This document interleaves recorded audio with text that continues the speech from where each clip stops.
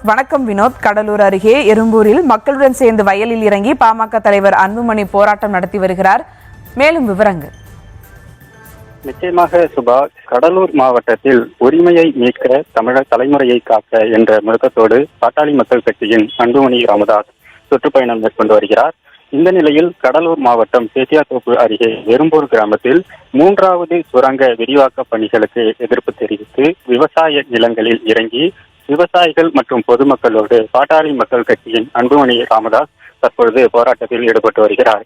Neyveli NLC நிறுவனம் தனது சுரங்கம் 3 விரிவாக்க பணிக்காக சுமார் 25,000 ஏக்கர் விளைநிலங்களை கையகப்படுத்த உள்ளதாகவும் இதனை ஒருபொழுதும் பாட்டாளி மக்கள் கட்சி அனுமதிக்காது என்ற நோக்கத்தோடு தற்போது வயலில் இறங்கி போராட்டம் என்பது நடைபெற்று வருகிறது.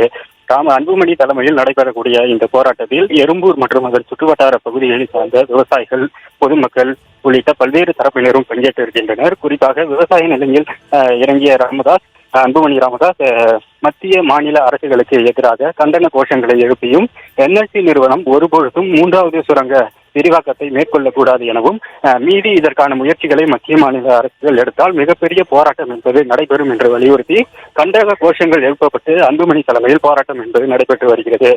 மேலும் எறும்பூர் கிராமத்தில் விவசாயிகளை சந்தித்து உரையாற்றக்கூடிய அன்புமணி தற்பொழுது அந்த என்எல்சி நிறுவனத்தால் ஏற்படக்கூடிய பாதிப்புகள், நிலத்தடி நீர் மட்டம் உள்ளிட்டவை குறித்து அவர்களிடம் கேட்டறிந்து வருகிறார்.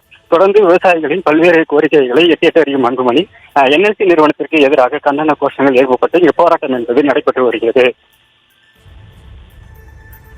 விவரங்களுக்கு நன்றி வினோத்.